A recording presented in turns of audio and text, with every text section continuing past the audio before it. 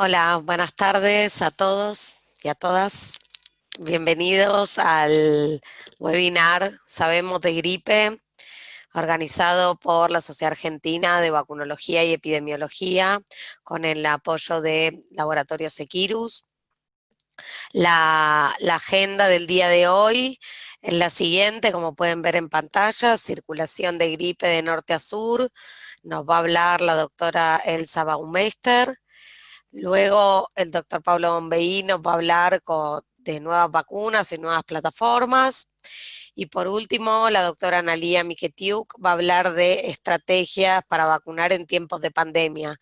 La verdad que les quiero decir, como presidenta de la Sociedad Argentina de Vacunología y Epidemiología, de la SABE, para los amigos y amigas, que estamos muy contentos y muy orgullosos de tener este panel realmente de expertos y tan prestigiosos, y que realmente los tres son un orgullo para la ciencia argentina. Así que, antes que nada, muchas gracias a los tres por participar. Nos encanta tenerlos en este webinar.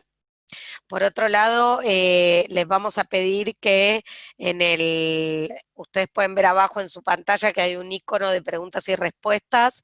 Les vamos a pedir que vayan poniendo las preguntas allí, y al finalizar las tres charlas vamos a tener un espacio bastante generoso para poder contestar las preguntas. Antes de empezar con la presentación de Elsa, les quiero contar que uno de los proyectos de la SABE es un micrositio, una página web dedicada 100% a la gripe. Así que la página se llama Gripe 2020, es un micrositio dentro de la web de la SABE, que es www.sabe.org.ar, y allí dentro en la web fácilmente van a ver un botón que dice Gripe 2020, y les muestro un poquito para que ustedes vean de qué se trata este sitio. A ver si puedo pasar, sí. Bueno, acá, no, perdón, me pasé. Ahí hablamos un poquito de lo que son los grupos de riesgo, de las indicaciones de vacuna, entre otras cosas, de los tipos de vacunas disponibles,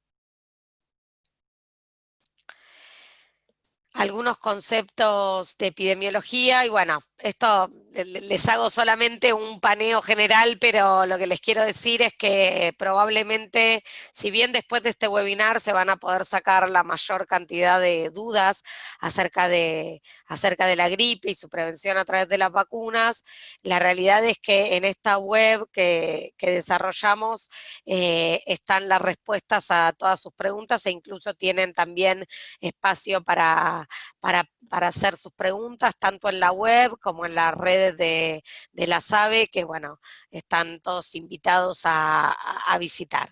Así que bueno, sin más, vamos a dar comienzo. Les voy a presentar a la doctora Elsa Baumeister, que nos va a hablar de circulación de gripe de norte a sur. La doctora es magíster en microbiología molecular, es jefa del Instituto Nacional de Enfermedades Infecciosas, INEI, de la NIT Malbrán, es profesora de la Cátedra de Virología Clínica de la Facultad de Ciencias Exactas de la Universidad Nacional de La Plata.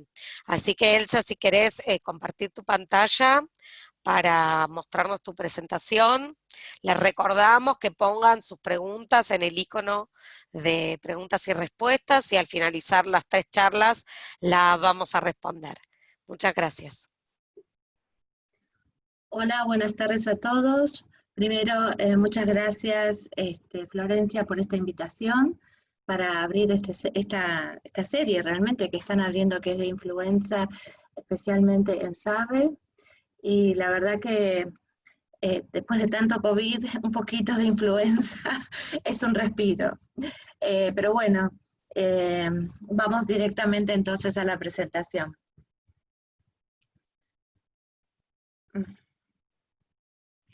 A ver. No la Fíjate con la flechita de puedo abajo mover. a la izquierda. Ahí. Bueno, sí, no, ahora pude. Entonces, todos los años en el mundo entero vamos a tener, o teníamos, vamos a ver qué pasa este año, ¿sí? Lo que llamamos los cuadros respiratorios producidos por el virus de la gripe estacional, que ya todos ustedes conocen, que se caracterizan por una elevada fiebre, tos, dolores de cabeza, en los músculos, articulaciones, decaimiento y producción de secreciones nasales, ¿sí? La gripe clásica. La mayoría de la gente se recupera en una semana de esta enfermedad, pero puede traducirse en una enfermedad severa en algunos individuos con riesgo. La gripe produce en el mundo alrededor de 3 a 5 millones de casos de enfermedad severa en el mundo y aproximadamente medio millón de muertes asociadas a esta infección respiratoria. En los países industrializados se puede observar verdaderamente el impacto de esta infección, sobre todo en los mayores de 65 años, y estudios que ha llevado adelante la Organización Mundial de la Salud sobre infecciones respiratorias bajas en menores de 5 años asocian realmente las infecciones por influenza a una elevada proporción de muertes en este grupo etario. Este es un virus muy particular, pertenece a la familia Orthomyxoviridae, su genoma está constituido por RNA de simple cadena, pero tiene la particularidad de estar segmentado, lo que da la posibilidad de intercambiar estos segmentos entre distintas especies o entre distintos virus de la misma especie. ¿Sí? Los virus de influenza A pueden infectar otras especies animales, como las aves, otros mamíferos marinos o también terrestres, y tienen una amplia habilidad para cambiar. Esa facilidad de cambio que tiene hace que los anticuerpos que generamos por una infección en este año, por ejemplo, puedan no ser útiles para neutralizar las cepas que aparezcan el año que viene. Eso es lo que llamamos el drift o cambios menores, ¿sí? Que es una evolución gradual que va ocurriendo en el genoma del virus, ¿sí? Y que hace que justamente nosotros tengamos que todos los años revisar la fórmula vacunal para saber si los virus que van a estar infectando el año siguiente o tratar de alguna manera de acercar una aproximación, pueden ser neutralizados con los anticuerpos que producimos con los virus que seleccionamos, vacunales. Bien, si nosotros revisamos, ahí estamos. Si nosotros revisamos año a año, por ejemplo, desde el 2008 al presente, ¿sí? Cómo son las temporadas de influenza, podemos ver que acá podemos ver el pico muy importante del año de 2009, donde tuvimos en nuestro país casi 12.000 casos documentados de influenza durante ese periodo invernal. Fíjense que eso fue la introducción de la nueva H1N1 que todavía hoy nos acompaña. Al año siguiente tuvimos influenza B y H3, después tuvimos también H3 en el 2011, en el 2012 tuvimos los 3 virus, H1, H3 y B. En el 2013 ya vemos un pico importante de H1N1 nuevamente. Ese año fue un año muy importante porque tuvimos un porcentaje de positividad bastante elevado. Es lo que llamaríamos una segunda ola, sí, prácticamente de lo que fue la primera ola pandémica. Y en el 2014, 2015 y 2016 se fueron alternando H3, 14 y 15, y en el 16 de nuevo tuvimos una temporada muy importante de H1. Yo quisiera que ustedes tuvieran atención a la escala que tiene este gráfico, ¿sí? Que está de a 500. O sea que cada una de estas semanas en las que tenemos un pico importante, los años no pandémicos, ¿sí? Podemos tener casi 1.000 casos o un poco menos de casos por semana, ¿sí? En el momento de mayor actividad viral. Acá lo vemos más en detalle, los 4 últimos años, les decía, el 2016 fue un año H1N1 muy importante. El 17 fue un H3, prácticamente todo lo que detectamos fue H3, con circulación de B, acá lo podemos ver en verde y amarillo, los linajes. El 2018 fue de menor impacto, pero se caracterizó por algo importante. Tuvo un retraso de casi 10 semanas la aparición del brote, ¿sí? Y eso hizo que toda la temporada casi estuviéramos brindando hasta fin de año con influenza, ¿sí? 2019 tuvimos H1 y H3, ¿sí? Y de nuevo, yo simplemente les digo, hagan hincapié en la escala que tienen estos gráficos, ¿sí? Bueno, esto es en números. 2017 tuvimos casi entre influenza A y B 6.500 virus identificados, en 2018 casi 5.000 y en el 2019 casi 3.700 virus, ¿sí? O sea que los números año a año son importantes. Y pensemos que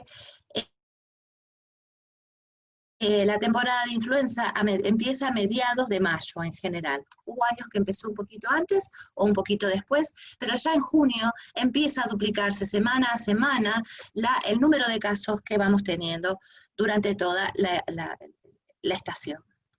Fíjense, esto es 2018, acá se puede ver bien cómo se retrasó realmente. En la semana 30 recién es cuando empezamos a tener un aumento más considerable de los casos. Normalmente esto está ocurriendo en semana 20. Y acá lo tenemos, fíjense, como les digo, en semana 20, ¿sí? En el 2019, cuando empieza a aumentar el número de casos. Bueno, esto es simplemente para que vean que todos los años tenemos influenza A, influenza B, H1 y H3 de los A, y tenemos los dos linajes de influenza B circulantes, ¿sí? Años en el que uno u otro de los virus B es más predominante, pero prácticamente en todos cocircula.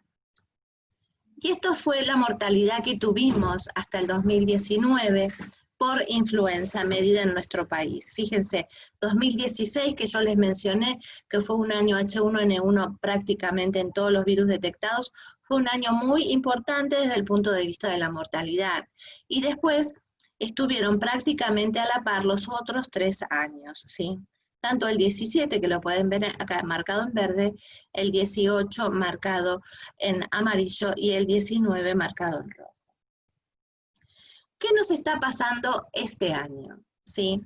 Estas son gráficas del hemisferio norte, son de Estados Unidos. Acá ustedes pueden ver la temporada de Estados Unidos, ¿sí?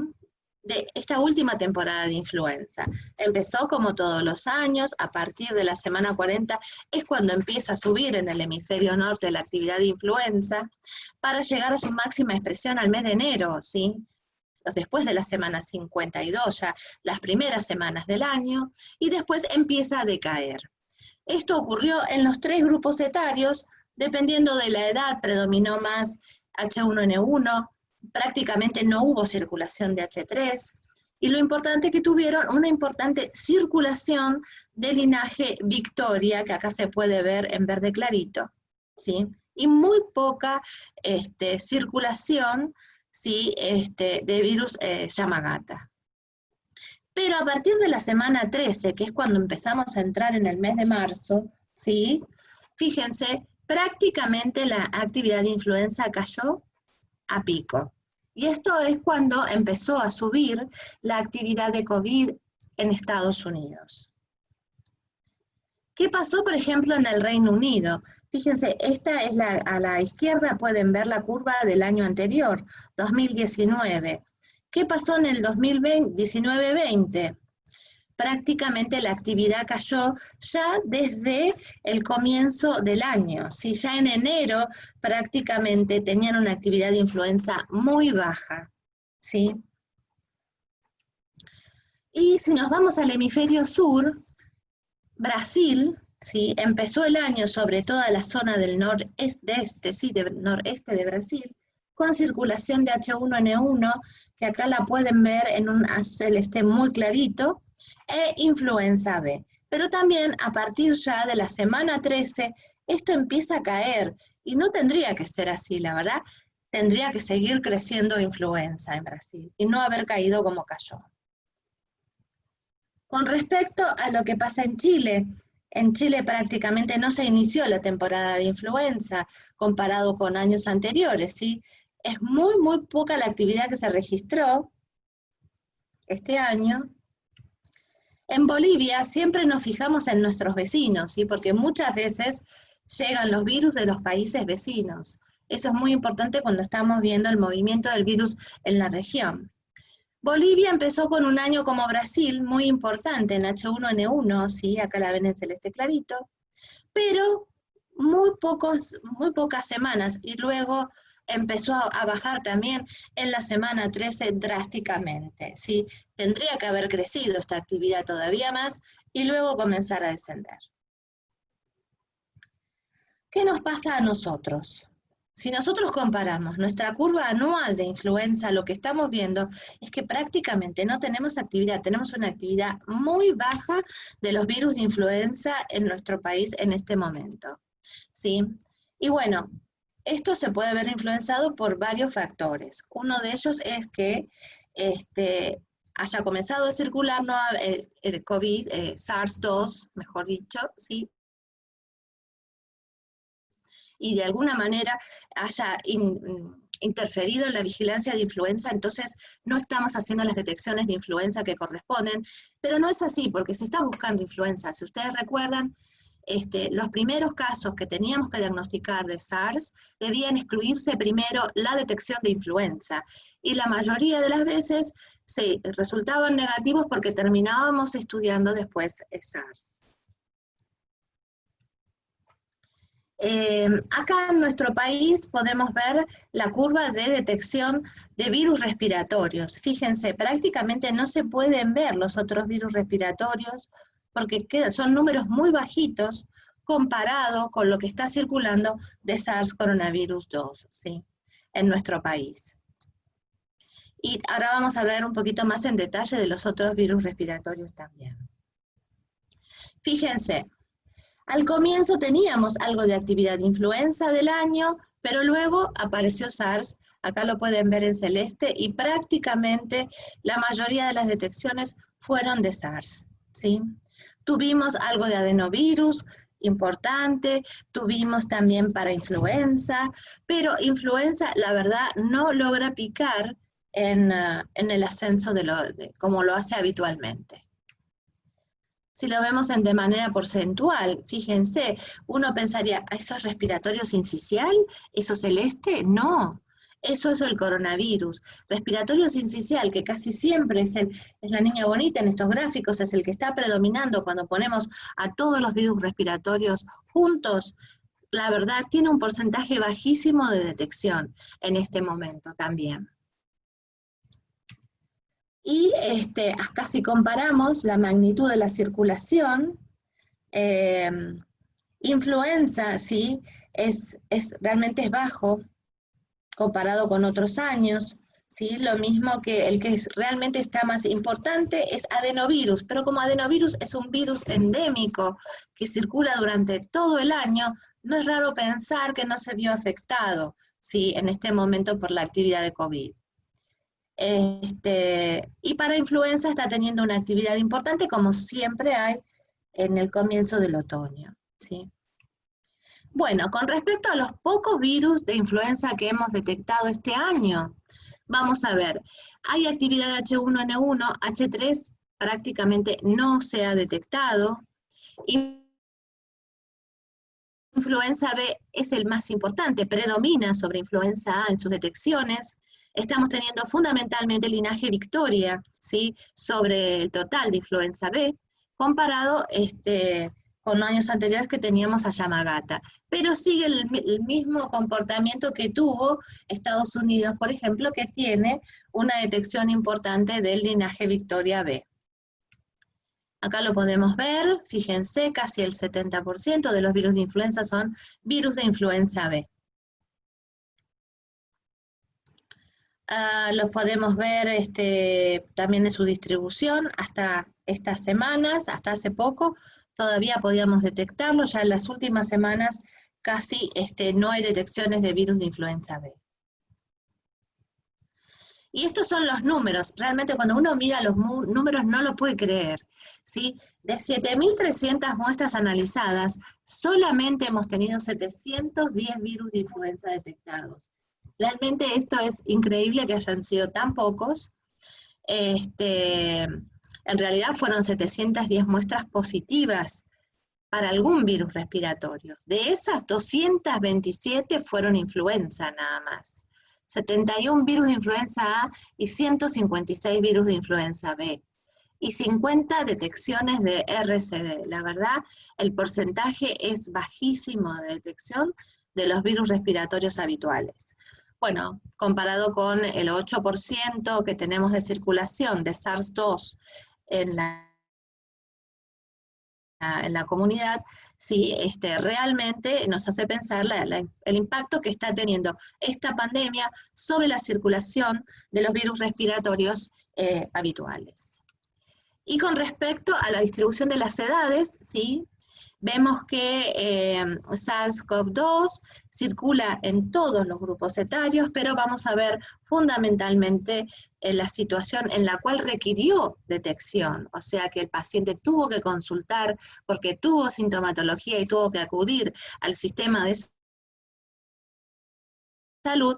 La mayor cantidad de los casos se distribuyen a partir de los 15 años en adelante. Ya en los más jóvenes tenemos menores detecciones de SARS coronavirus 2.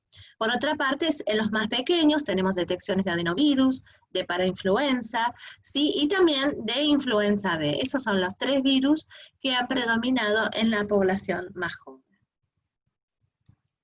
Y bueno, esto es todo, les agradezco mucho, este es mi grupo de trabajo con el que realmente compartimos esta nueva pandemia y todas las estaciones de influenza de todos los años. Mara Russo, Anita Campos, Andrea Pontoriero, Erika Machicado, Martina Varo, Estefanía Benedetti, Carlos Vargas, hace poco nos dejó porque se fue a hacer algo que le gustaba más, que es Andrea Sech y Fabián Pardón. Muchas gracias. Bueno, Elsa, muchas gracias. La verdad que siempre es un placer escucharte.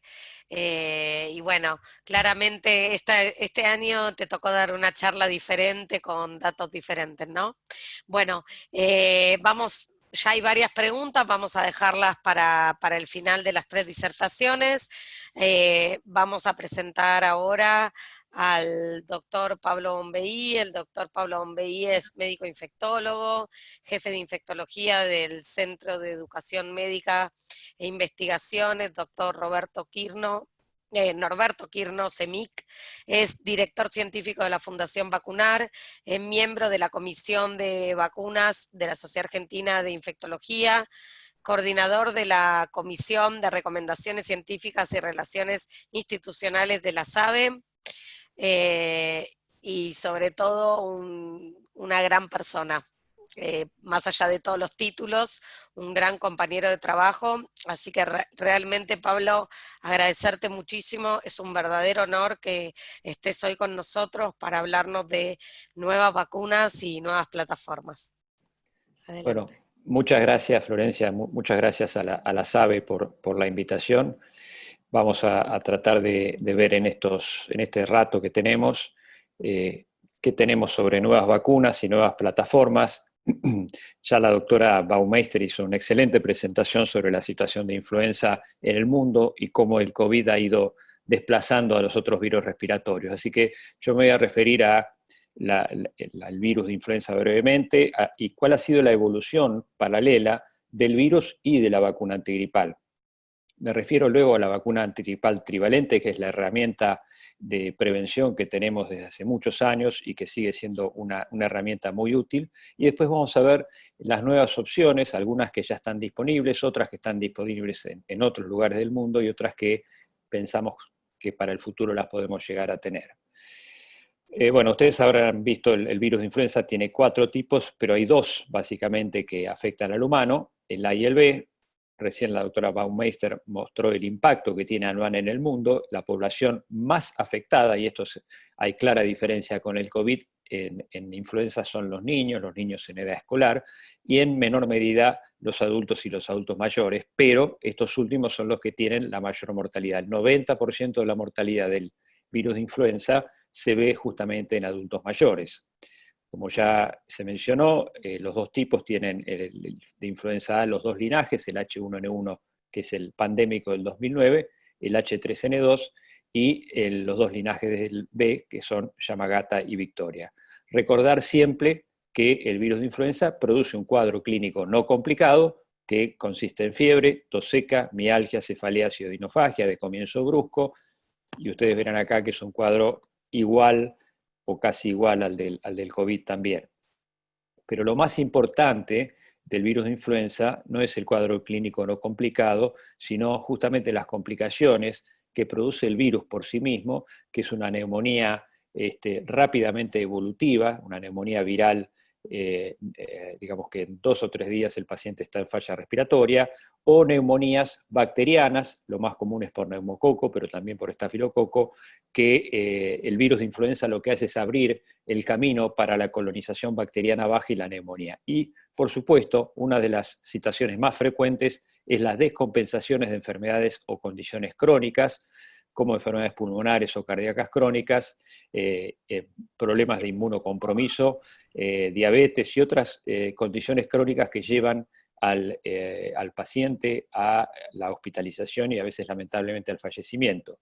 Y no olvidarnos también el embarazo, que es una situación de mayor riesgo de complicaciones, en particular en el último trimestre, y también el virus de influenza afecta a aquellos que debemos también atender y prestar servicios, que somos los trabajadores de salud. Así que ahí ya vimos cuáles son los principales grupos que tenemos que vacunar.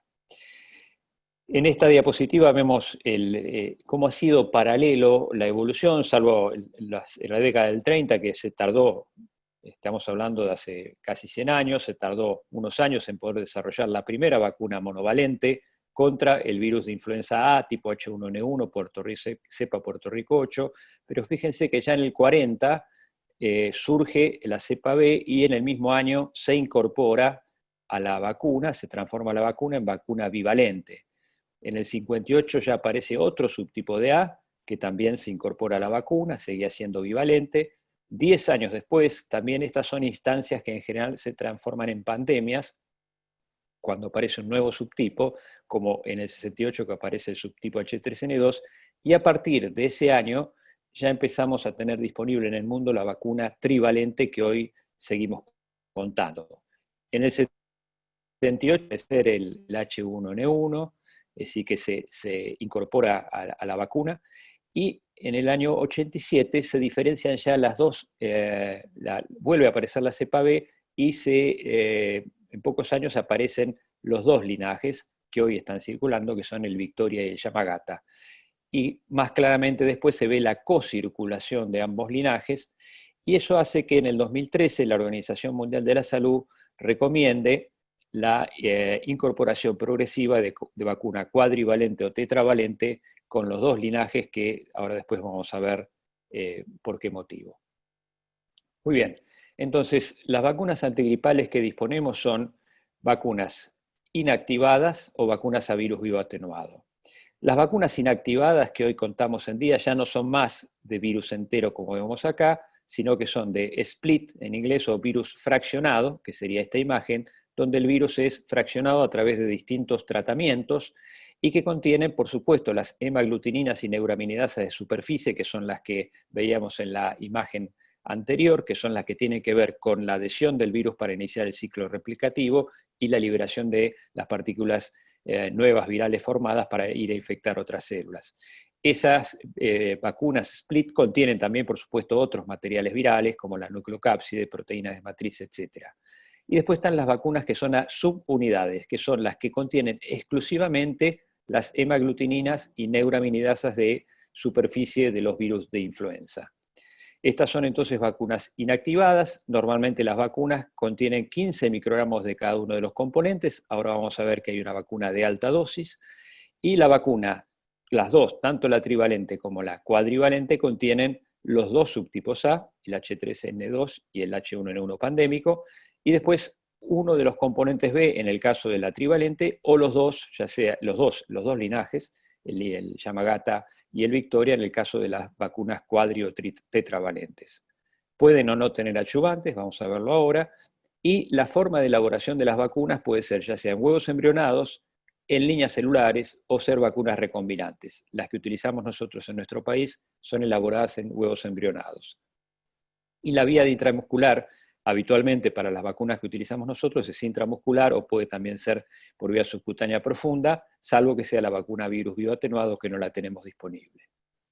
Muy bien, recordar algunas características de la vacuna trivalente, que es eficaz y efectiva para proteger a los niños de distintas edades. Hay datos de efectividad que a veces muestran que no es tan efectiva, sobre todo en niños menores, pero hay muchos datos que hablan a favor de la efectividad de la vacuna trivalente, sobre todo en los niños y en particular en los menores de 2 años, que son la edad con mayor riesgo y vulnerabilidad de complicaciones de influenza, aún en niños totalmente sanos. Recordar que la vacuna no se puede emplear antes de los 6 meses de vida, y ahí es importante el rol de la vacunación durante el embarazo para la transferencia de anticuerpos, donde hay muchos estudios que demuestran que las mujeres embarazadas vacunadas protegen y disminuyen el riesgo de influenza en los primeros 6 meses de vida.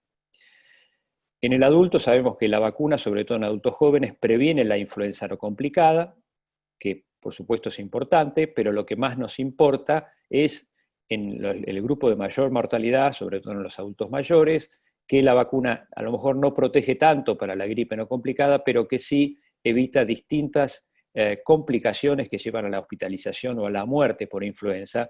Por eso es muy importante la vacunación en grupos de riesgo, en particular en adultos mayores, en este caso con la vacuna trivalente.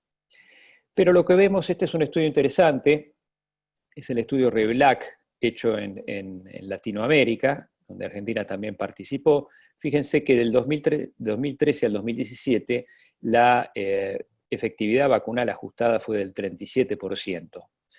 Y esto es efectividad para prevenir influenza no complicada. Pero que eso también varió por año.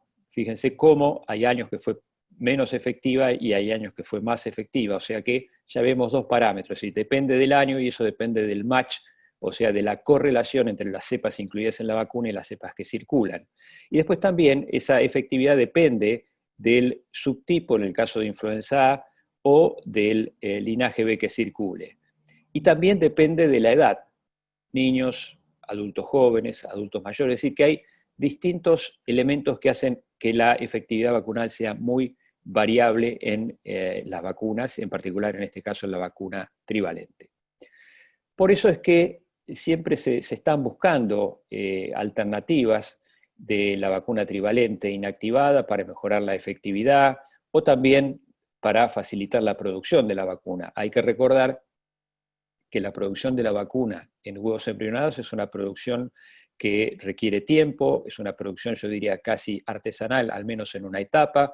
Por eso es que cuando se hacen las recomendaciones de los componentes o de la composición de la vacuna para el hemisferio sur, por ejemplo, se hace en septiembre del año anterior, para dar tiempo a los productores de vacunas a tener todo preparado, a poder a hacer que los antígenos crezcan en los huevos embrionados, cosa que a veces es difícil, o a veces en el huevo embrionado el antígeno sufre mutaciones. Entonces es muy importante contar con tiempo para que las vacunas en huevos embrionados se puedan elaborar y tenerlas listas, en nuestro caso, para el mes de marzo. O sea que son varios meses antes la recomendación de la vacuna hasta que está disponible en nuestro país.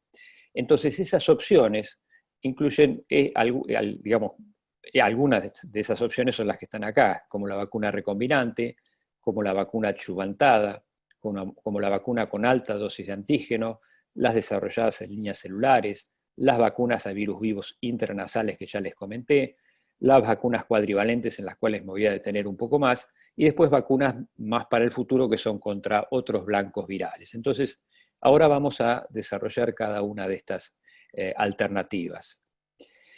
La vacuna contra influenza recombinante es una vacuna que hoy está disponible, por ejemplo, en Estados Unidos, que en vez de los 15 microgramos tiene 3 veces más de antígeno por cada uno de los integrantes de la vacuna, 45 microgramos de cada uno de los antígenos, y es producida en células de insecto y utiliza un baculovirus como sistema de expresión de la hemaglutinina. Entonces, la hemaglutinina es la que se expone y la que genera la respuesta inmune. Utiliza tecnología DNA recombinante, que es una producción bastante más rápida, así que acá, con una vacuna recombinante, no necesitaríamos esos 6 meses que yo les hablaba con huevos embrionados. Y esto es importante sobre todo frente a una pandemia. Recuerdan que en el año 2009 uno de los reclamos era tener rápidamente una vacuna, y estas tecnologías nuevas permiten en poco tiempo tener vacunas disponibles. Y además lo que se ha visto con las vacunas recombinantes es que previene las mutaciones o los cambios adaptativos que puede sufrir el huevo durante la replicación en huevos embrionados, que era lo que yo les comentaba antes, es decir, el hacer la reproducción, la replicación del virus en los huevos embrionados puede generar algunas mutaciones y que no sea exactamente el mismo antígeno que la OMS indicó poner en la vacuna, sino que puede sufrir algunas alteraciones. Por eso este tipo de tecnología recombinante evita ese inconveniente. Hay datos de efectividad de esta vacuna, por ejemplo, en adultos jóvenes de casi el 45%, y eficacia frente a, como dice acá, cepas drift, que son cepas que han sufrido mutaciones menores, y que aún con mutaciones puede ser efectiva. Los efectos adversos son los similares a los de la vacuna antigripal trivalente, y está aprobado en los Estados Unidos esta vacuna para mayores de 18 años. La otra alternativa que nosotros tuvimos oportunidad de usar en nuestro país durante 3 temporadas de influenza, y si ustedes recordarán, el primer año después de la pandemia, en el 2010, tuvimos una vacuna monovalente adyuvantada, cuyo adyuvante es el MF59. ¿Para qué sirven los adyuvantes? Sirven para formar depósitos de antígenos en el lugar, que vayan liberando lentamente el antígeno, y eso aumenta el reclutamiento de células presentadoras de antígeno. Y todo eso conlleva una estimulación de la síntesis y de la secreción de los factores estimulantes de la respuesta inmune, como la citoquina. O sea que amplían la respuesta inmune de vacunas no replicativas como es esta. Y el MF59 específicamente es una emulsión de aceite y agua que contiene escualeno, Spano 85 y Twin 80. Cuando uno hace estudios de inmunogenicidad y mide títulos de anticuerpos, inhibidores de la hemaglutinación y neutralizantes, se ve, cuando uno compara vacuna adyuvantada versus no adyuvantada trivalente, que los títulos que se alcanzan son entre 1.5 y 8 veces más. O sea que es claramente más inmunogénica, y además también lo que se vio es que los niveles de anticuerpos son más prolongados que los que se generan con la vacuna no adyuvantada. Y además de eso, el adyuvante permite ampliar la respuesta antigénica. O sea, si hay una cepa que mutó y no es la que está en la vacuna, muy probablemente el adyuvante le provea, y esto está también, hay estudios que lo demuestran, le provea también protección contra esas cepas drift o cepas mutadas. Este es un estudio de efectividad que se hizo en el norte de Italia durante 3 temporadas de influenza, como ustedes ven allí, en adultos mayores de 65 años, un número muy alto de adultos, cerca de 90.000, un poco más de 80.000 en el otro grupo control. Unos recibían la vacuna trivalente adyuvantada y el otro grupo la trivalente común. La vacuna la recibían de acuerdo a las recomendaciones de política de vacunación de cada una de las regiones. Y lo que se veía o se medía era el riesgo de hospitalización por neumonía relacionada con influenza o enfermedades similares a la influenza. ¿Qué fue lo que pasó en este estudio que se llama LIVE, que es el acrónimo de, como vimos recién, Lombardy Influenza Vaccine Effectiveness? Que cuando medían a nivel basal los grupos, el grupo que recibía la vacuna adyuvantada tenía un mayor riesgo de hospitalización que el grupo que recibía la trivalente. Es decir, esto es fuera de la temporada de influenza, o sea que era un grupo con mayores comorbilidades. Y cuando vieron qué pasó después de la vacunación, vieron al revés, que el grupo que fue vacunado con la adyuvantada, que era un grupo de mayor riesgo de complicaciones, tenía un 25% más de efectividad. O sea que había menos hospitalizaciones en el grupo que recibió la adyuvantada, un 25% menos, que en el grupo que recibió la vacuna trivalente no adyuvantada. Esto determinó que en varios países se recomendara y se siga recomendando como vacuna preferida para los adultos mayores, la vacuna adyuvantada con MF59. 59. Otra vacuna muy interesante es la vacuna con alta dosis de antígeno. Yo les conté que la vacuna tradicionalmente tiene 15. Esta, fíjense que tiene 60, o sea que tiene 4 veces más de cada uno de los 3 componentes en el caso de la trivalente convencional. Y acá lo que se vio es, desde el punto de vista inmunogénico, lo mismo que también veíamos con la vacuna adyuvantada, es decir, una mayor tasa de seroconversión y mayor niveles de títulos de anticuerpos, inhibidores de la hemaglutinación, cuando la comparaban con la de dosis estándar en adultos mayores. Sobre todo superioridad para las cepas A y no inferioridad para las cepas B, o sea que la protección era similar para las cepas B, pero generaba mayor respuesta para las cepas A. Por supuesto, al tener mayor cantidad de antígeno, uno espera mayor reactogenicidad local, y esto fue así, pero en general fueron leves a moderadas. Y acá, en esta vacuna, tenemos estudios de eficacia que muestran mayor eficacia, una eficacia de un 24% superior a la trivalente en dosis estándar, y también una mayor efectividad, 22% en reducción de internaciones en influenza mayores de 65 años, y consultas también dentro de los 30 días post-vacunación. Por este motivo también, esta es otra de las vacunas que algunos países que la tienen disponible las recomiendan también en particular para los adultos mayores. La otra alternativa que yo les había comentado antes es las vacunas antigripales desarrolladas en líneas celulares. No dependen también de la disponibilidad de huevos embrionados para su producción, aunque tienen un primer paso que sí requiere la replicación en huevo embrionado, donde puede sufrir alguna mutación, pero no requiere que todo el proceso sean huevos embrionados. Hay distintas líneas celulares, como ustedes ven acá, algunos ya están licenciadas en Europa y en Estados Unidos. Es muy probable que en el futuro también nosotros tengamos vacunas desarrolladas en líneas celulares. Esto es muy común a muchas otras vacunas. Y acá la gran ventaja, sobre todo en una pandemia, es la mayor rapidez y cantidad de producción. Yo diría, no solo en pandemia, sino también uno no necesita hacer una recomendación tan anticipada si tiene disponibilidad de desarrollo de vacunas en líneas celulares, y eso permite muy probablemente tener una mejor correlación entre la cepa vacunal y la cepa que pueda circular. Y después están las vacunas a virus vivo de administración intranasal. Esta es una vacuna que no tenemos disponible, son vacunas que se adaptan, están el virus adaptado al frío. El virus acá está vivo, está atenuado, está aprobado en los Estados Unidos para vacunar personas de 2 a 49 años, y sobre todo lo que producen son inmunoglobulinas de superficie, mucosas, que dan una amplia protección, que es inclusive contra cepas drift o que hayan mutado. Se administra por un spray nasal, mitad de dosis en una narina y la mitad en la otra narina. En niños mostró una eficacia, niños y chicos jóvenes y adolescentes, entre 44 y 50%, en relación a la trivalente inyectable. Y es menos eficaz en adultos jóvenes comparada con la trivalente. No se recomienda su administración en niños de 2 a 4 años con asma, en inmunocomprometidos por ser una vacuna virus vivo atenuado, en convivientes de inmunocomprometidos por la excreción del virus vivo atenuado, y tampoco se recomienda cuando alguien está recibiendo antivirales como el oseltamivir, porque puede disminuir la replicación que el virus necesita en la mucosa nasal para producir defensas.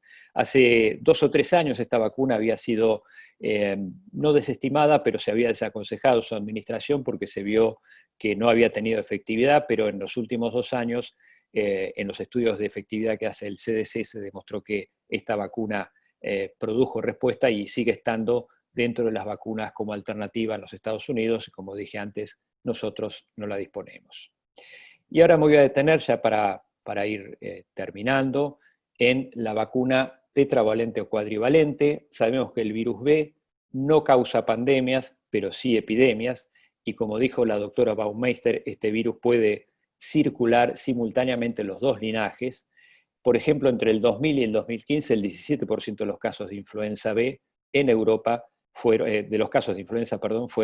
producidos por influenza B. Y ustedes vieron en la presentación anterior cómo ha variado por año, pero particularmente en este año, hasta ahora, con la caída abrupta que hubo a partir del COVID, hasta ese momento lo que había predominado en nuestro país con un 70% de los virus de influenza fueron B.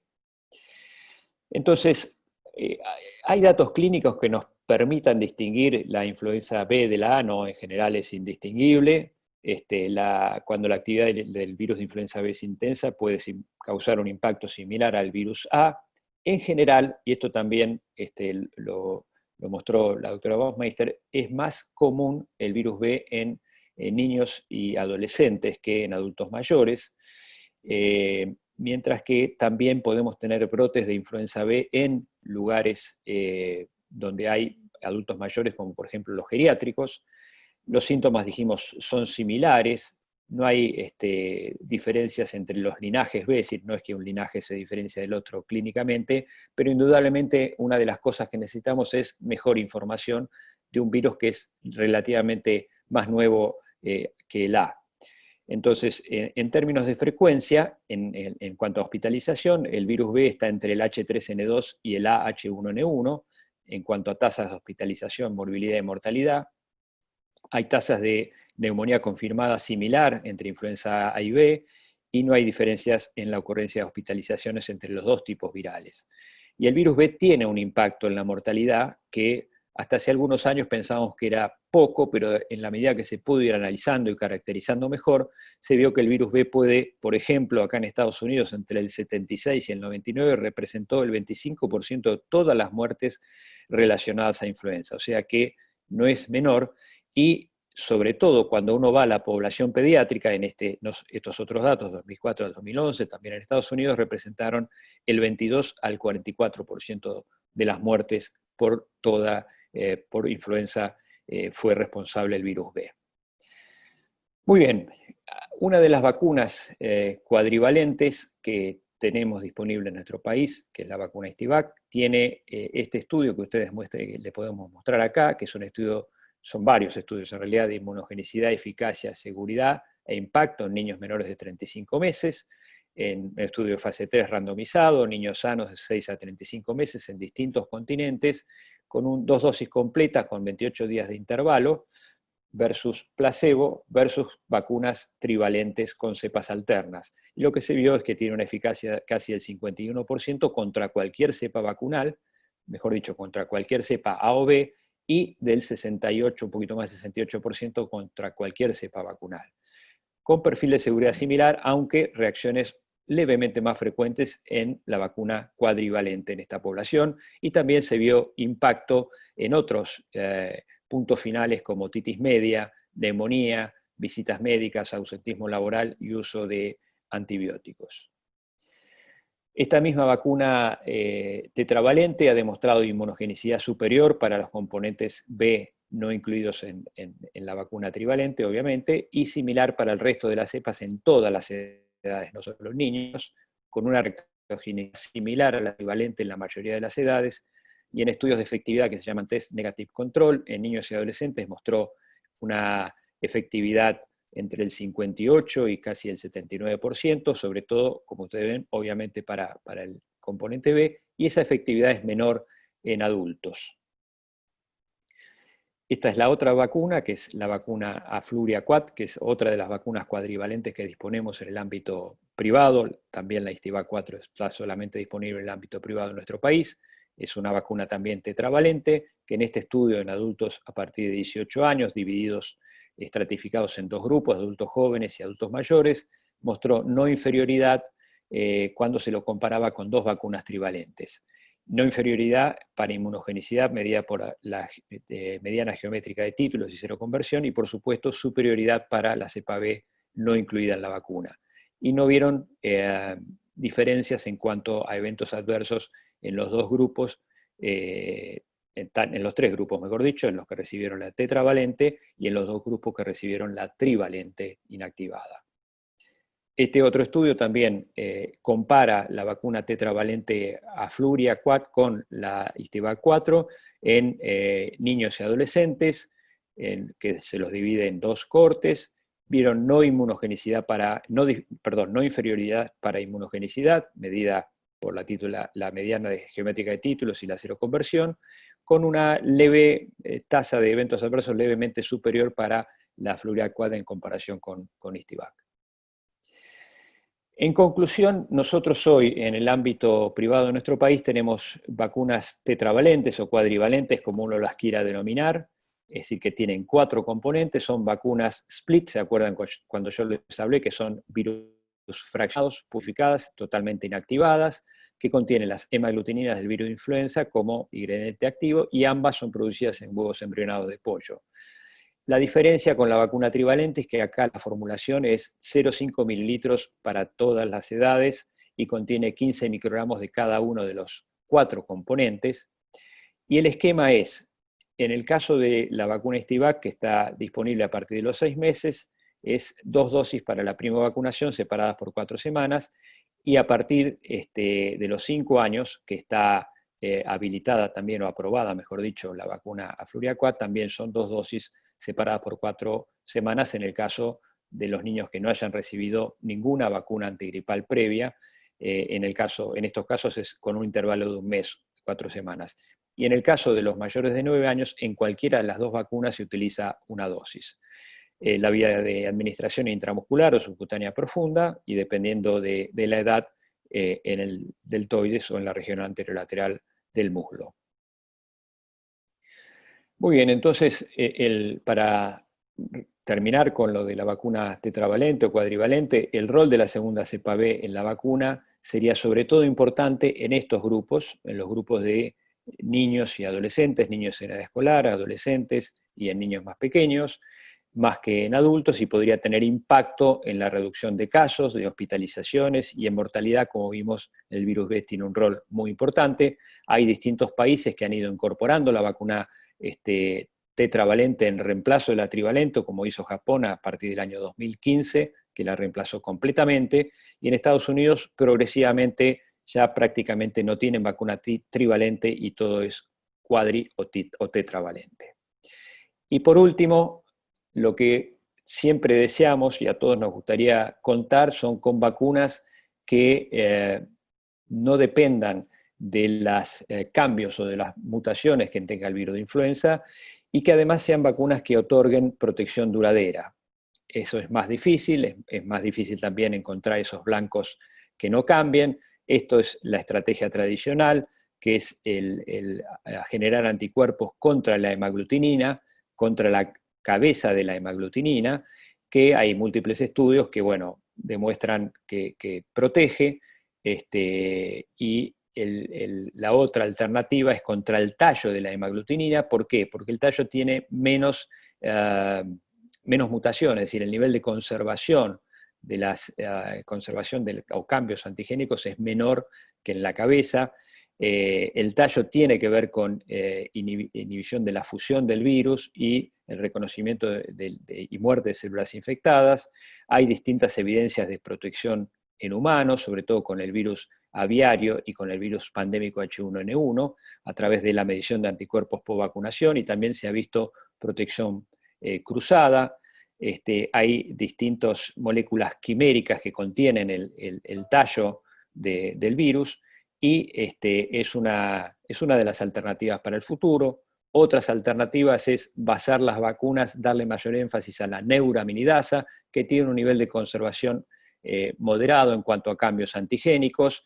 El tema es que necesita, digamos, también de la hemaglutinina para producir una respuesta. Pero bueno, es interesante porque se vio en la pandemia del 68 que aquellos que habían tenido una neuraminidasa similar previa por infecciones previas tenían mayor protección. O sea que esta es una alternativa a la neuraminidasa que puede, dándole mayor envergadura en la vacuna, podría llegar a agregar protección. Y después hay una molécula que es una molécula que tiene que ver con es una proteína, mejor dicho, que está dentro del virus, pero que también sobresale del virus y que tiene pocas mutaciones, que es la M2E, y que tiene que ver con el denudamiento viral. Como decíamos recién, tiene alto nivel de conservación, y hay evidencias de protección a través de anticuerpos monoclonales. O sea que podría ser otro blanco que en el futuro podríamos utilizar como vacuna. Y después hay otras proteínas de superficies y péptidos, sobre todo para vacunación, que generan estos últimos, sobre todo inmunidad de superficie, que podría ser una buena alternativa para generar mayor inmunogenicidad y que tendrían menos alteraciones o menos cambios en la conformación y podrían permitir a lo mejor vacunar no necesariamente todos los años. Pero bueno, todavía de esto tenemos que esperar algún tiempo. Entonces vimos que el virus de influenza A y B son causantes de enfermedad y complicaciones que conducen a la hospitalización y a la muerte, que vimos cómo evolucionó en forma paralela el virus de influenza con la vacuna y cómo en la última recomendación ha sido la incorporación de vacunas cuadrivalentes. Vimos que la vacuna trivalente sigue siendo una herramienta muy importante de prevención de esta enfermedad. Vimos las vacunas desarrolladas en líneas celulares, sobre todo que tienen menor riesgo de mutaciones y rapidez en la producción. Vimos cómo circulan o pueden cocircular los dos linajes de virus de influenza B, que es muy difícil de predecir y esa es una característica que es importante. No es tan fácil predecir el virus B como a veces son los subtipos del A, y como vimos que tiene impacto en cuanto a casi un cuarto de las muertes pueden ser producidos por los virus tipo B, y que sobre todo afectan a edades de niños y adultos jóvenes. Y vimos recién el futuro, que es el desarrollo de vacunas contra blancos virales que sufran menos mutaciones, pero que al mismo tiempo generen respuesta protectora y duradera, y de esta forma se pueda simplificar la logística que requiere todos los años la vacunación antigripal. Y también, desde el punto de vista pandémico, y además también para mejorar todavía más la predicción de los virus que van a circular, vacunas de rápida producción nos permitirían llegar a esos objetivos, y también necesitamos otras vacunas que permitan tener mayor efectividad, sobre todo contra grupos vulnerables como son los adultos mayores, que los vimos al hablar de las vacunas adjuvantadas y de alta carga de antígeno, y también niños y sobre todo inmunocomprometidos, que no hablamos en esta presentación, pero que es un grupo también muy vulnerable a la influenza y que tenemos que tener buenas vacunas para otorgarles adecuada protección. Nada más, muchas gracias. Bueno, Pablo, muchas gracias. Excelente presentación, como siempre. Estamos acá juntando las preguntas para el final. Vamos a darle lugar ahora a la doctora Analía Miquetiuk. La doctora Miquetiuk es doctora en medicina por la Universidad de Barcelona, especialista en infectología, está actualmente a cargo de la Dirección de Control de Enfermedades Inmunoprevenibles, DISEI, y nos va a hablar de las estrategias para vacunar en tiempos de pandemia. Ana, si quieres compartir tu presentación.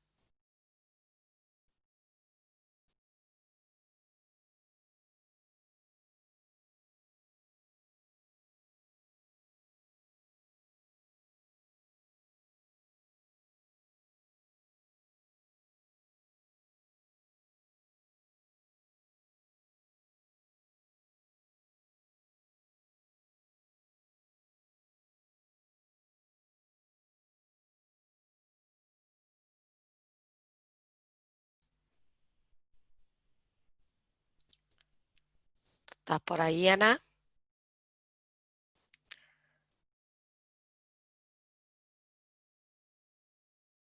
Analía.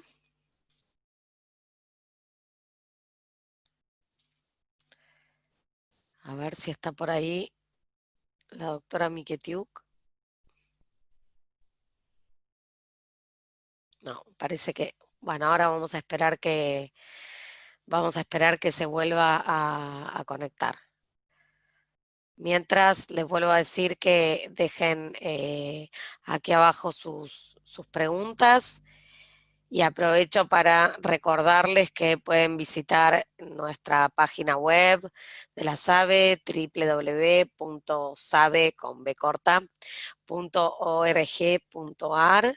y ahí adentro hay un micrositio que habla específicamente sobre gripe, que se llama Gripe 2020. Así que bueno, mientras esperamos que la doctora Miquetiuk se vuelva a conectar, vamos entonces a, no sé si Elsa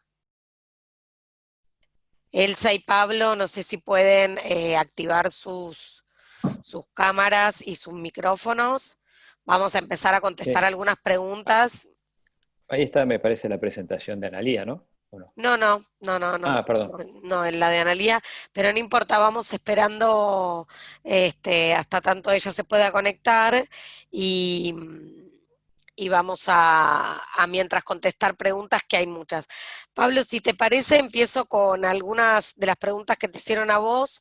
Em, Acá nos dicen cómo se sabe qué vacuna se va a utilizar el año próximo y por qué no, y por qué no sirve la del año anterior. Un poco creo que lo explicaste, pero bueno, no sé si querés explayarte un poquito más. Bueno, yo lo puedo explicar, pero seguramente Elsa también va a poder ayudarnos en esto, que es viróloga. Normalmente los laboratorios de referencia de cada país, como es el Acá estoy. Valbrán, reciben las cepas, y esas cepas son enviadas a los laboratorios de referencia a nivel global, que analizan los cambios que van sufriendo los virus, sobre todo en la última etapa de circulación, y en base a esos cambios proyectan lo que puede circular el año siguiente. Esta es una explicación de alguien que no es virólogo, pero me imagino que Elsa lo va a poder explicar mejor que yo. No sé, Elsa, si vos querés comentar. Bueno, todos los años nosotros hacemos la vigilancia de influenza, ¿sí?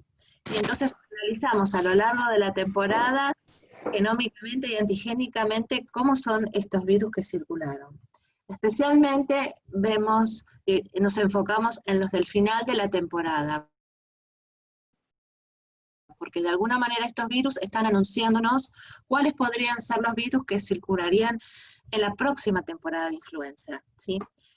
Lo que sucede es que estos son virus RNA, y justamente la RNA polimerasa que genera la amplificación del virus tiene errores. Especialmente no tiene lo que se llama la capacidad de proofreading, o sea que cuando se incorpora un nucleótido equivocado durante la síntesis del RNA, no se puede corregir, y entonces ese nucleótido queda anclado en la molécula de RNA, que puede o no traducirse en un cambio antigénico.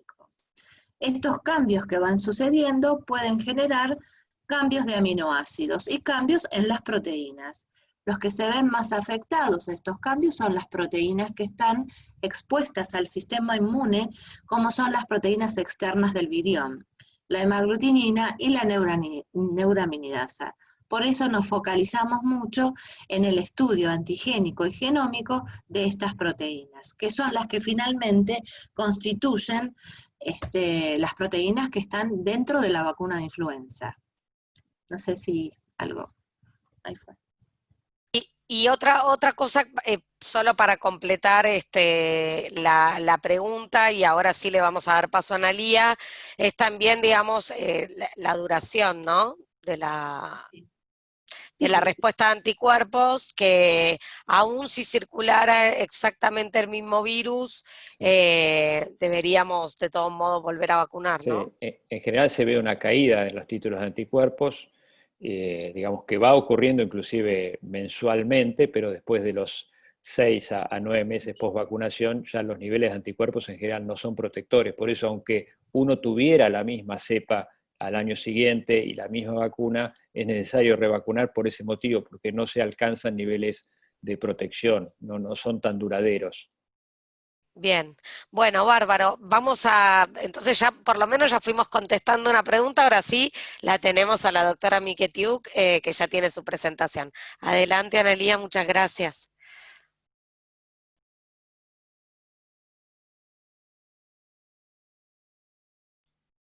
Está silenciada.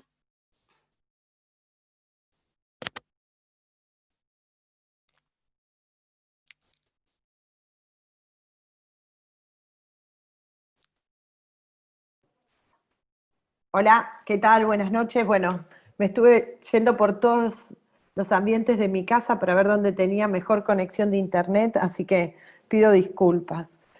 El tema, muchas gracias Pablo y muchas gracias Elsa por esas excelentes disertaciones. Realmente son datos para tener en cuenta, para pensar y para poder tomar nuevas decisiones con respecto a la vacunación antigripal. El tema que me toca hablar a mí es cómo hicimos para, en este contexto de pandemia COVID, sostener la vacunación. ustedes saben que en la charla que yo di la vez anterior en SABE, comenté que en la epidemia de ébola, el aumento de muertes causadas por sarampión, malaria, HIV, tuberculosis, atribuibles a fallas del sistema de salud, superaron las muertes por ébola. Y bueno, en este contexto de pandemia, en donde la circulación está limitada, puede pasar esto. La idea es que con los casos de COVID se sobrecarga el sistema sanitario, se retrasan o se interrumpen las actividades de inmunización, por lo tanto aumenta el número de personas susceptibles y hay resurgimiento o aumento del número de enfermedades prevenibles por vacunación. Desde el Ministerio de Salud la idea fue dar vuelta a este círculo, y pasar a tratar de sostener el calendario de vacunación, declarando formalmente la vacunación como actividad priorizada, tratando de mantener abiertos los centros de salud, tratando que no se redireccionen los vacunadores y sosteniendo la vigilancia epidemiológica. En cuanto a los vacunadores, dimos una serie de consignas para sostener la vacunación, en donde hay que tener un adecuado lavado de manos, evitar tocarse la cara, utilizar guardapolvo y cambiarlo cuando terminen las actividades, utilizar zapatos cerrados, no usar accesorios ni el celular durante la jornada laboral y utilizar el barbijo quirúrgico por los vacunadores en el acto de la vacunación. En cuanto a los vacunatorios, como ustedes ven en las fotos, bueno, ampliar el espacio de espera, tratar de que sean por turnos, hacer entradas diferenciales, reforzar la limpieza y evitar actividades masivas de vacunación durante el aislamiento. Entonces, tuvimos el desafío de encarar la vacunación antigripal en el contexto de COVID. Y desde la DISEI ideamos una estrategia de vacunación en etapas, para poder focalizarnos en cada una de las poblaciones objetivo y tratar de hacer estrategias alternativas para estas poblaciones. Comenzamos por el personal de salud y los mayores de 65 años para vacunar intensivamente. Continuamos con los niños de 6 meses a 2 años y las embarazadas, y por último con la tercera etapa de 2 a 64 años con algún factor de riesgo. Para esto distribuimos, 7 millones de dosis para los adultos, 1.998.000 para las pediátricas, a obras sociales, a instituciones, y 1.141.000 dosis a PAMI al día de hoy. Todavía faltan repartir dosis. Esto lo hicimos en un tiempo récord.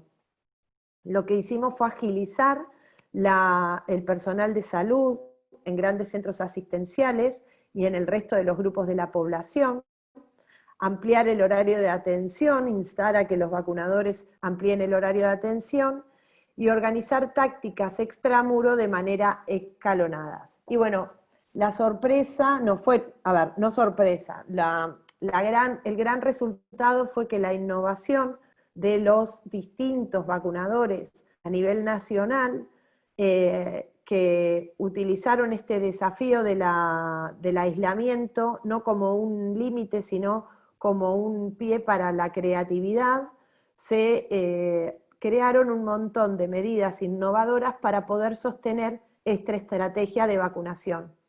Y acá en las fotos, en donde vemos fotos en donde se utilizaron iglesias, vacunación en plazas con distanciamiento social, aprovecharon las colas de los bancos para poner un distanciamiento social y vacunar ahí, fueron casa a casa, estrategias adentro de los bancos, estrategias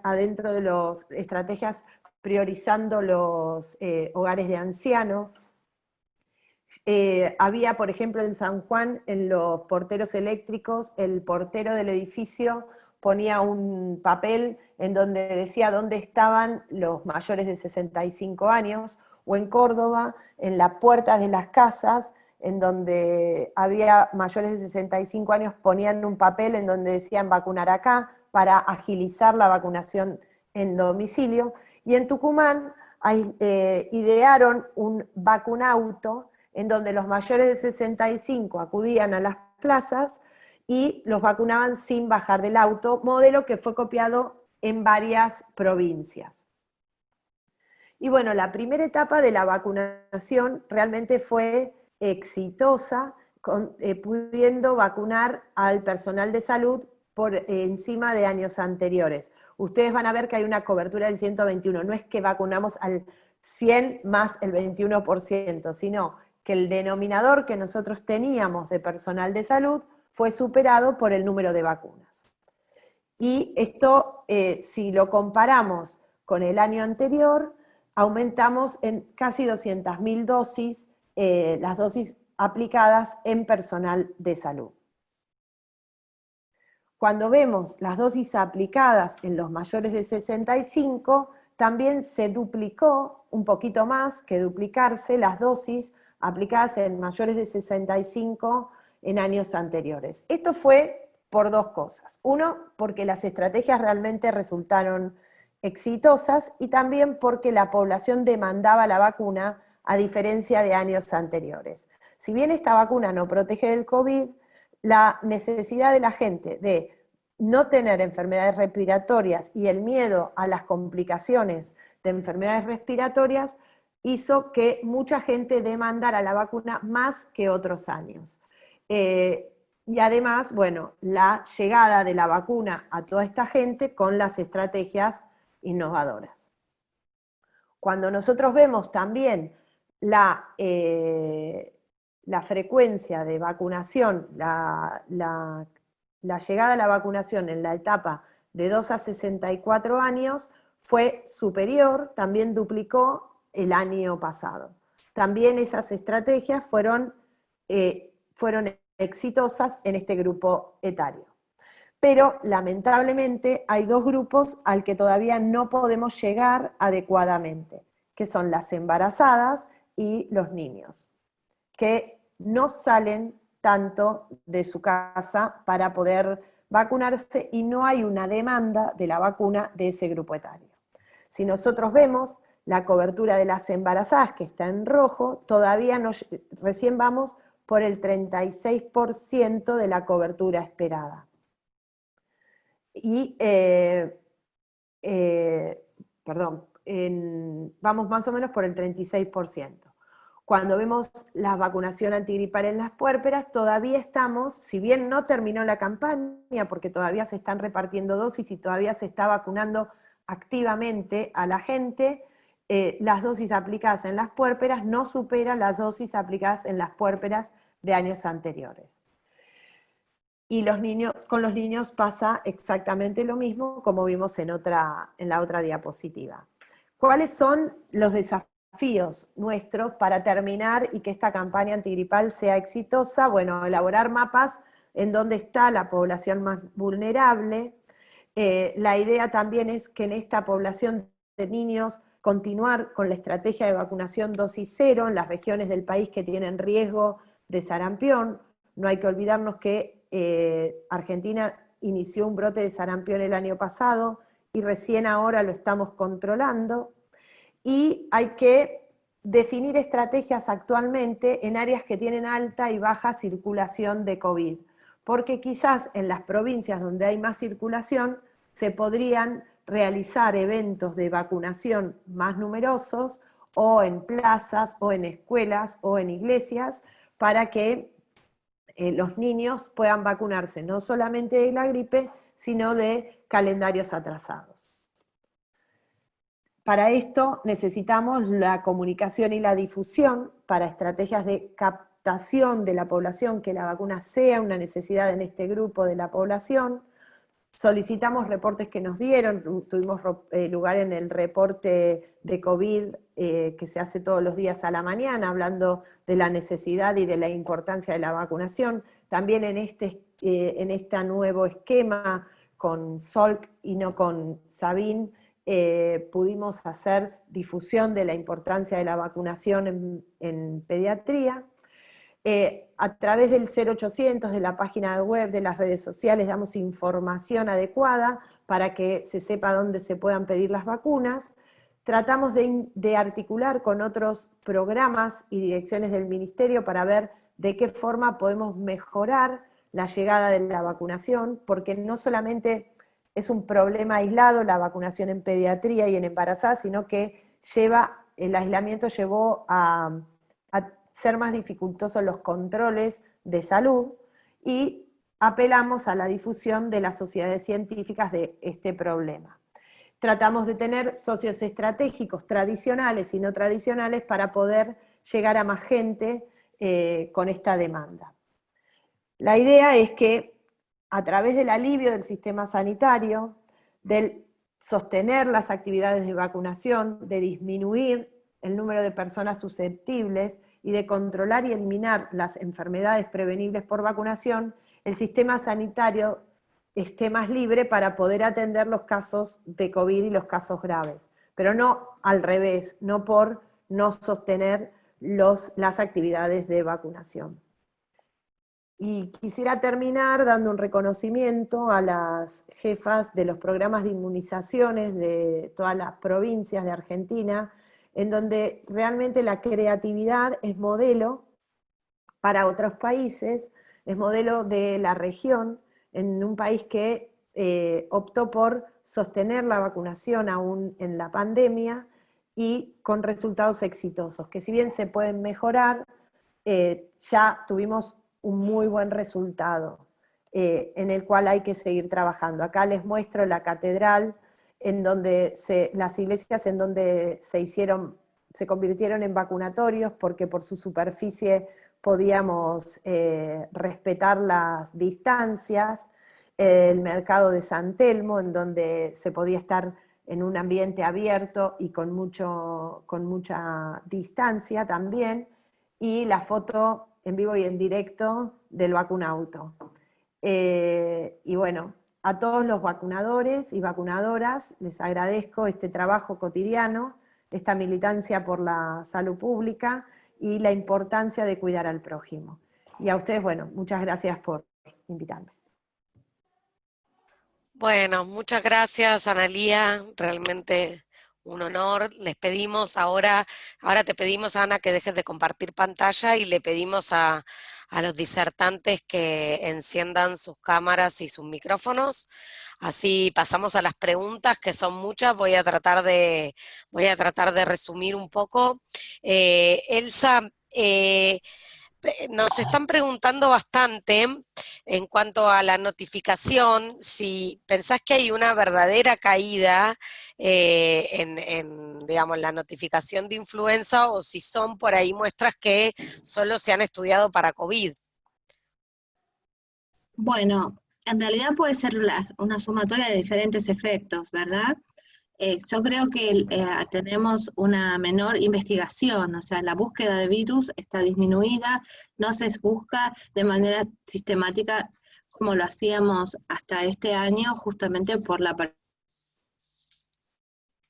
de la pandemia. Quizás tengamos menor registro, ¿verdad?, de los virus circulantes. Pero es llamativo realmente que esto mismo esté pasando en otros lugares de la región, en Chile, en Brasil, en nuestro país, y en el hemisferio norte también ocurrió. Así que alguna relación tiene que ver justamente con esta circulación viral, y como sabemos, el comportamiento humano condiciona la transmisión del virus. Y estamos en cuarentenas, tuvimos 2 meses más todavía de cuarentena, lo que hace que de la misma manera que estamos impidiendo infectarnos de SARS-2, también estamos disminuyendo la posibilidad de que haya transmisión de los otros virus respiratorios. Piensen ustedes también lo que pasa con RSV, también hay muy poca detección de RSV, si no tendríamos que ver más bronquiolitis de las que se están estudiando. Así que es una sumatoria, seguramente. Me gustaría agregar algo a lo que dice Elsa, que es muy interesante. La verdad, ella mostró el impacto en otros países, cómo disminuye la aparición de influenza, yo creo que el distanciamiento social, pero sobre todo el haber, digamos, el cese de las clases, de la actividad educativa, que fue bastante precoz, y en los niños es donde empiezan los cuadros de influenza, seguramente es una opinión, ¿no? No lo puedo aseverar, pero seguramente también ha tenido impacto. Así que yo creo que es multifactorial, pero indudablemente el distanciamiento social son medidas que sirven para todos los virus respiratorios, no solo para el COVID. Exacto, sí, sí, sí. Es llamativo como comparando el año pasado con este año, la circulación de virus sincitial respiratorio y adenovirus y metaneumovirus es mucho más baja, ¿no, Elsa? No Sí, sí, solamente eso. la gripe. No solo la gripe. Adenovirus no tanto, adenovirus estamos Adenovirus es mejor, sí. hay un poco más. Pero como decía antes, es un virus que tiene una circulación endémica, no es de brote nacional. Entonces es diferente. Pero metaneumo se comporta igual que respiratorio sincicial, sí, hay menor detección. Y apoyo el comentario de Pablo, porque justamente los niños son los transmisores, los verdaderos vectores de influenza en la comunidad. Sí, entonces el hecho de las clases y que los niños estén en casa, que los chicos más pequeños no vayan a guarderías, también influye justamente en toda esta adquisición de la infección y transmisión comunitaria. Sí, es Exactamente. importante, yo insisto con el calendario, pero es importante cuando los chicos se vuelvan a juntar, que el calendario esté Al día. completo y al día. Sí. ¿Sabes? Acá nos preguntan si la mayor cantidad de casos de influenza B sin subtipificar, si esto se da porque los laboratorios no tienen la capacidad de subtipificar. No, esa es una responsabilidad. Tenemos que entender algo. Tuvimos suspendidos los vuelos dentro del país. El laboratorio de referencia recibe las muestras del interior del país donde se produce la identificación del virus y a través de nuestra cuenta Jetpack. Y eso estuvo cortado, Jetpack solamente no quiso transportar más muestras respiratorias, ¿sí? Tuvimos que contratar un sistema especial para recibir las muestras de SARS, entonces todo eso se alteró por un lado. Y por otra parte tenemos que hacer mea culpa también que el laboratorio de referencia frente a la epidemia de SARS no ha podido caracterizar todos los virus de influenza B hasta el momento. Por lo menos hicimos una parte, sabemos que tenemos H1, sabemos que tenemos B, que es Victoria, ahora pudimos preparar un envío de 60 virus para mandar al CDC, estamos tratando de hacerlo, y por lo menos tener una idea más acabada de lo poquito que está circulando. Bien, acá hay una pregunta que probablemente me puedan contestar un poco entre todos. Dado que empieza el momento donde en teoría va a circular más influenza y otros virus respiratorios, si a las muestras que ingresan con sospecha de COVID habría que estudiarla para todos los virus respiratorios o si solamente estudiar primero para COVID y a los negativos buscarle otros virus respiratorios. No sé si tienen la respuesta, pero aunque sea si me quieren dar su opinión. Yo te puedo dar mi opinión, para mí hay que investigarlos para todos los virus, pero también está el tema de la logística. Le vamos a dar más trabajo a Elsa. Elsa se va a quedar a vivir en el Malbrán.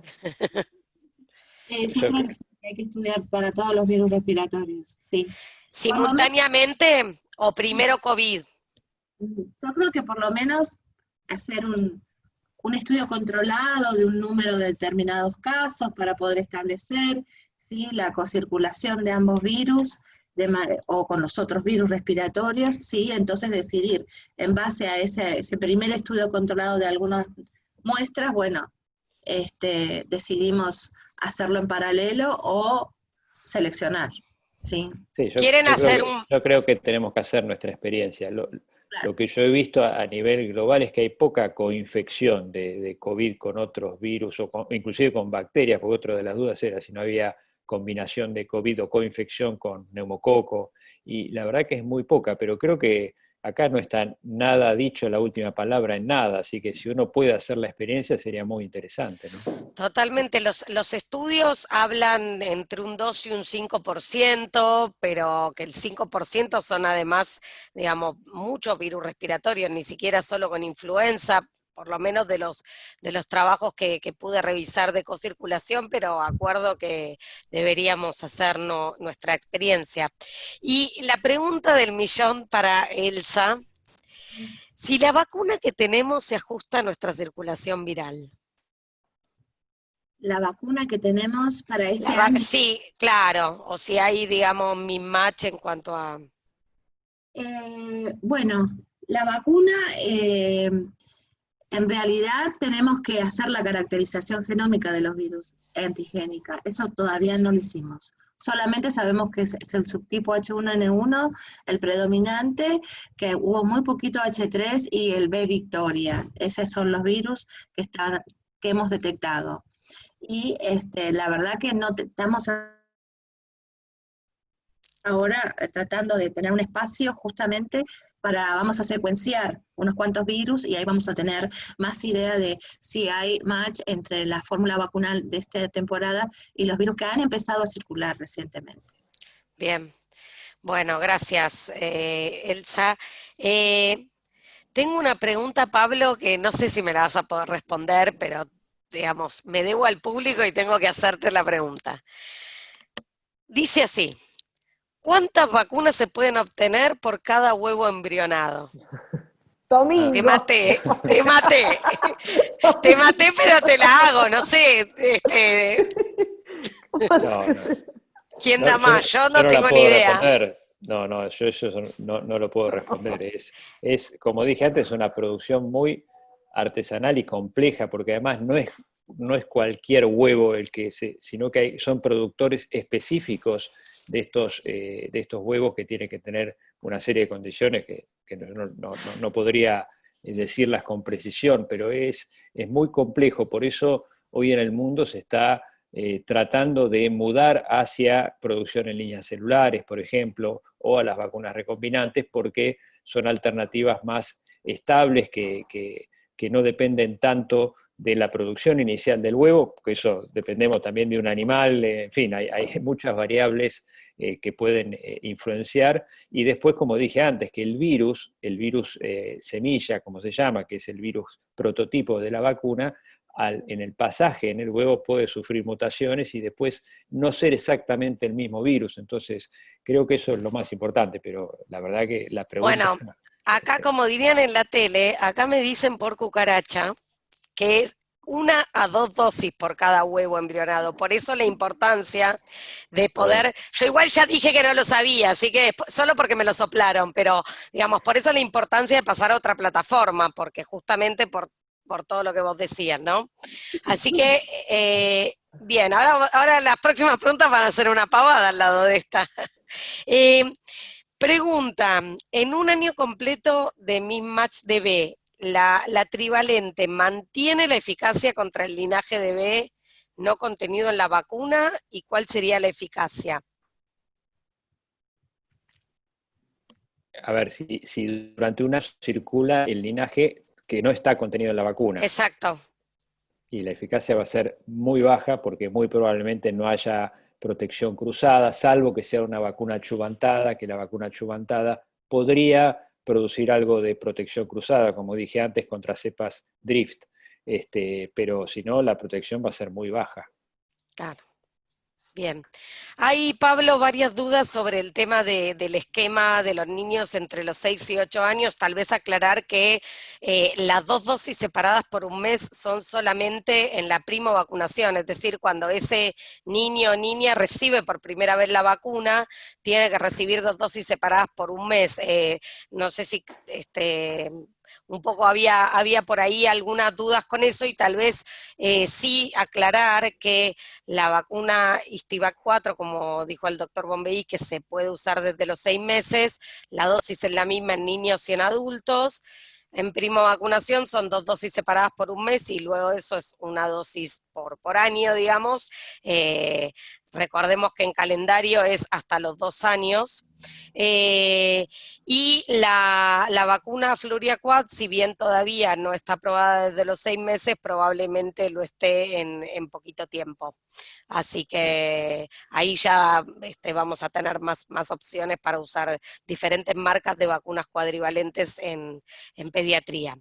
No sé si querés aclarar algo, pero básicamente esto, lo de la prima No, está, vacunación, está ¿no? perfecto. Recordar la primera vacunación, las 2 dosis con el intervalo de un mes, que justamente uno de los problemas de la cobertura es la segunda dosis en pediatría, que, bueno, este año mostró muy bien Analía la dificultad de la vacunación pediátrica y la vacunación en la embarazada, y normalmente todos los años, fuera de este año de la pandemia, tenemos mayor aplicación de la primera dosis y una caída en la segunda también. Bien. Sí, esa caída es habitual. Bien. Hay una pregunta que es casi como la pregunta del pico para el COVID, esto es para influenza, y es la siguiente. Si un paciente recibió la vacuna trivalente, ¿puede recibir el mismo año la vacuna cuadrivalente? Bueno, esa pregunta a mí me la han formulado este año varias veces, por lo menos 4 o 5 veces. Es decir, gente que inicialmente, porque Analía explicó muy bien, se vacunó mucha gente de los grupos de edad, de los mayores de edad, trabajadores de la salud, fue extraordinaria la cobertura, había mucha difusión de la vacunación este año, entonces hubo gente que cuando estuvo la trivalente se vacunó y después dice, bueno, puedo acceder a la cuadrivalente, me puedo vacunar, y la verdad es que no hay datos, es muy probable que haya más reactogenicidad, digamos, si uno se da, estamos hablando de adultos, ¿no? Las 2 vacunas, lo que no va a haber reactogenicidad contra el linaje B no incluido en la vacuna, pero probablemente haya mayor reactogenicidad. ¿Y cuánto intervalo? Tampoco lo podemos saber, pero digamos que uno no las daría en el mismo día, pero es todo muy empírico. La realidad es que las veces que esto mismo se ha preguntado, me lo han preguntado por lo menos a mí, no hay una respuesta clara. Muy probablemente agregue obviamente la protección contra el linaje B no contemplado en la vacuna trivalente, pero probablemente tenga como precio, como costo, un poquito más de reactogenicidad, pero no lo sabemos. Y en principio creo que también vale la pena aclarar que la vacuna trivalente es una vacuna segura, que es efectiva, es la vacuna que tenemos en calendario y que no sería necesario vacunar con vacuna cuadrivalente a una persona que ya recibió la trivalente. Nosotros, el personal de salud, recibimos todos los años la trivalente, digamos, está perfecto, entonces no hay necesidad de volver a vacunar. Me parece que también está bueno dar ese mensaje para que la gente se quede tranquila. Bueno, y Pablo, te pregunto la última, que nos preguntan acerca de vacunas adyuvantadas para embarazadas. Bueno, Si se puede justamente usar. yo dije que en nuestro país, ustedes recordarán, tuvimos Fosetria en el año 2010, que era monovalente, H1N1 pandémica adyuvantada, que la utilizamos en embarazadas, y después hubo 2 años más que hubo vacunas adyuvantadas. Pero de ese año hay datos publicados a nivel internacional de la seguridad de la vacuna con adyuvante MF59 en mujeres embarazadas, uno de dos publicaciones muy importantes de nuestro país, como decía, en revistas internacionales, que muestran que la vacuna con el adyuvante fue segura en embarazadas. No solo fue segura, sino que además brindó protección tanto a la embarazada como al recién nacido en los primeros meses de vida. Bien. Y Ana, para vos, preguntan si, teniendo en cuenta el contexto de pandemia, si se está pensando o evaluando cambios en la estrategia de vacunación para el 2021. Supongo que se refieren al catch-up, tal vez por las dosis perdidas o por los atrasos de los esquemas. Tengo entendido que ya se está trabajando en una estrategia y que también, bueno, aprovecho para decirte que desde la SABE vamos a siempre apoyar, ¿no? Todo lo que sean estrategias para mejorar las coberturas de vacunación. No sé si querés Bueno, comentar algo. sí, desde la DISEI todo el equipo está trabajando en diseñar estrategias para sostener actualmente el calendario y no pensar solamente en el catch-up del año que viene, porque en realidad la realidad del año que viene es incierta.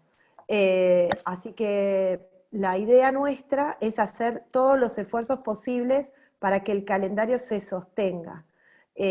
Tratar de seguir, por ejemplo, articular con educación, articular con las provincias en donde pueden llegar a empezar las clases o donde puede haber más circulación. Cuando se va a los barrios vulnerables, intentar reforzar los esquemas de vacunación. Nosotros no tenemos por perdido este año. Recién estamos en junio, tuvimos una campaña muy exitosa de invierno, se vacunó, se pudieron recuperar muchos esquemas de vacunas que no se habían podido dar antes de iniciar este aislamiento preventivo, y la idea es que a pesar del aislamiento, seguir sosteniendo el calendario. Por eso llamamos más de una vez a las sociedades a reuniones a la DICEI, el equipo médico de la DICEI está escribiendo las líneas para salir a trabajar en conjunto con los jefes de los programas de inmunizaciones de las provincias, y es un trabajo que es un continuo. Tuvimos una campaña exitosa de gripe y ahora vamos por el calendario aprovechando la última etapa de la campaña de gripe también. Y no nos olvidemos de sarampión, ¿no? Por supuesto. Viste que yo en la presentación lo dije. Sí, por eso. Y que sí. es muy importante que podamos sostener esta disminución de los casos de sarampión con el aumento de la vacunación de la población vulnerable. Hay muchos esquemas atrasados que hay que actualizar. Bien, bueno, vamos con la última pregunta porque ya tenemos que ir cerrando. Nos preguntan para vos, Ana, si estas nuevas cifras de vacunación al personal de salud y en pacientes con factores de riesgo, ¿crees que pueden generar cambios en los denominadores a futuro? Sí, seguramente. Esto nos presenta un desafío en la mejor calidad de los datos que estamos teniendo y en la actualización de los denominadores, seguramente. Y en eso estamos trabajando con el equipo de datos de la DICEI.